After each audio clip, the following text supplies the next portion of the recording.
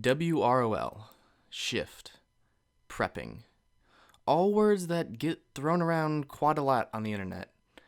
Whether you've heard these words 100 times or you're new to this type of thing, I want to go over what I think the meaning of these acronyms are and go over some of the scenarios that each represents, along with some philosophy on how you should react to them. Okay, so first, let's talk about shift. Shift stands for you know what hits the fan. And the term isn't specific to the prepping community, but like it or not, it's the term they've seemed to have chosen when they're talking about things going badly wrong. So let's go over some examples of what I would consider shift to be. Imagine, let's say, you're gone out camping for the weekend. You and your family, some remote area, and you're just camping, having a great time. Okay, so what happened was your son or your nephew was in the back of the car last night, and he seemed to have left the light on. Suddenly, you're at a remote campsite, your car's out of battery, and either it's going to be a heck of a pain for you to, no one else is around, so you can't have someone else jumpstart you, and you're either going to have to wait to find someone to get there to jumpstart you, or you're going to have to call someone and have them drive out to wherever the heck you are and have them jumpstart you. So,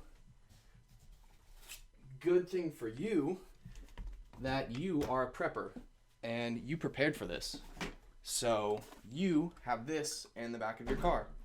It is a remote jump starter. It has a battery, a couple cables, hook it up to your car, you're good to go. So, this isn't some type of thing that you would associate with a prepper generally. So let's keep that in mind. Okay, let's go over a different scenario.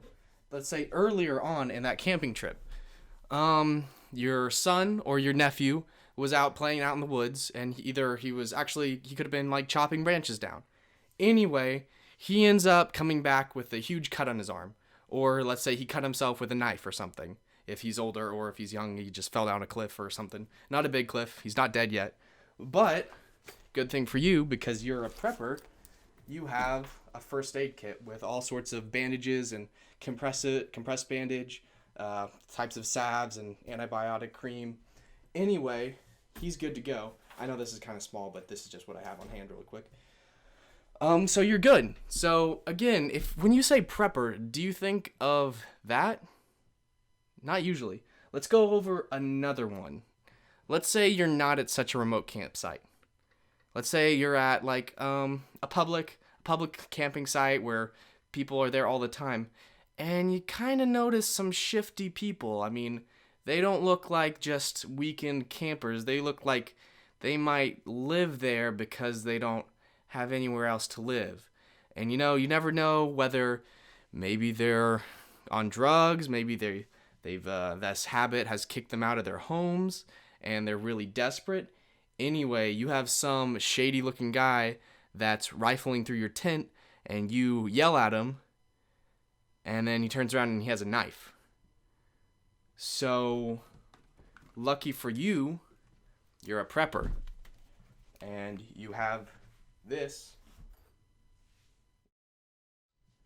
So, that's probably something you would more associate with the word prepping. But there's a common factor in all of these. You prepared for a bad scenario. You prepared for things to go wrong. Even though you didn't expect them to go wrong, you prepared. These are all little things you can prep for that can range from making your day a whole lot easier with the case of the car battery starter, or it could range to saving yours or a loved one's life. So, let me say, even if you don't consider yourself a prepper, you kinda are. Because I can guarantee you that you have thought about and prepared for some shift type situation. So this is where the word prepper comes in. With the help of TV shows like Doomsday Preppers that have gained some popularity and stuff being on TV, prepping has become sort of this buzzword that has a negative connotation. And the problem is with these shows is they tend to focus on the most extreme side of the spectrum. Like families, I don't know, that say spend massive amounts of money to build a bunker 200 feet underground. And then they like order rice and beans in like 500-pound bags and do all sorts of extremist stuff. Well, they are the extremists, and they don't represent a majority of preppers. Everyone is a prepper. The only thing that changes is the type of issue you are preparing for. So that's something to keep in mind. Now for the more controversial side of prepping, WROL. So WROL stands for Without Rule of Law. And let me maneuver here real quick. These are some things that would be useful in WROL. Sorry for the cut there. Had to deal with some things off camera. Anyway, these are the things that would be useful in WROL. Some examples of WROL, or Without Rule of Law, would be issues like Ferguson, Missouri, that happened not too long ago, Hurricane Katrina, and yes, some type of, mass nuclear disaster that wrecks the nation, or some tyrannical government on the extreme side of the spectrum. But let's go over what I consider to be two different levels of WROL. First is level 1 WROL, or Without Rule of Law. And that would be things like Ferguson or Hurricane Katrina, where law still exists, but it isn't affecting you currently where you are. So for Ferguson, that would be like on the streets where there's tons of rioters, they're ransacking buildings, and police are trying to get them under control, but they don't necessarily can. And then Hurricane Katrina, like everyone's evacuated, there's looters, some of the residents didn't want to leave, and they're trying to defend their properties against these looters.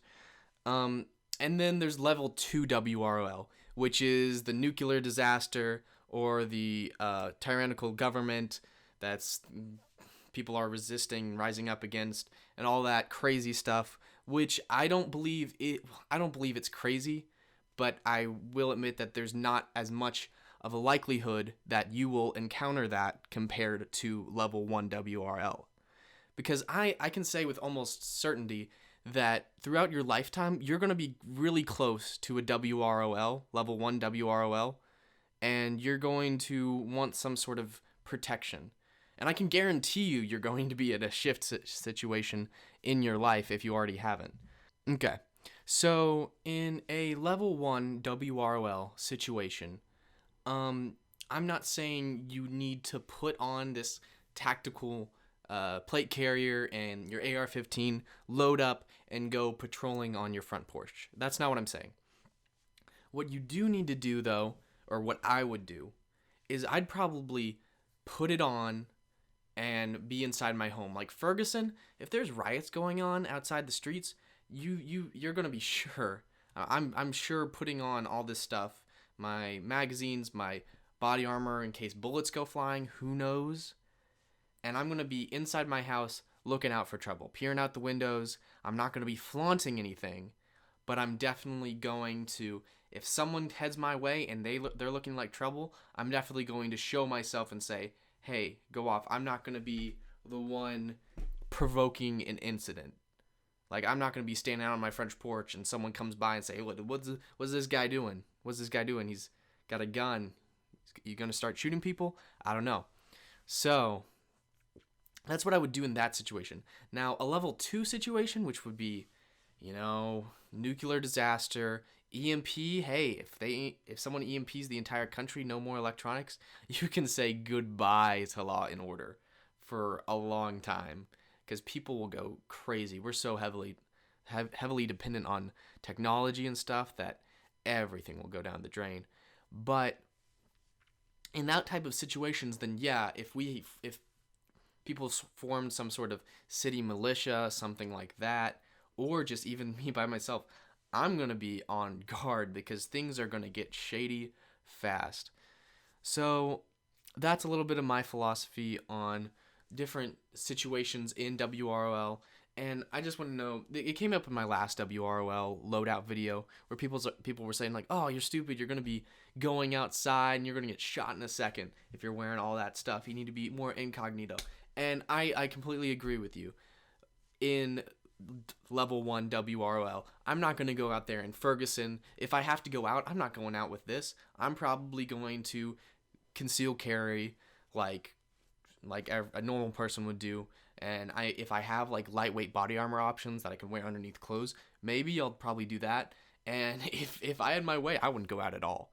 If you're in a situation like Ferguson, Hurricane Katrina, stay in your house. If you don't have to leave for food or anything, or if you're leaving, get the heck out of there, because your life isn't worth your possessions, or else, at least that's my philosophy. I mean, you have the right to protect your property, so that's your right. I'm just telling you my personal opinion. Anyway, this video is getting a bit long, so I hope you enjoyed. Check out some of my other videos. This is going to be sort of like a basis where if people are asking, say, oh, someone says, oh, you're dumb, why are you getting prepared for the end of the world? You know that's never going to happen. I'm just going to refer them to this video.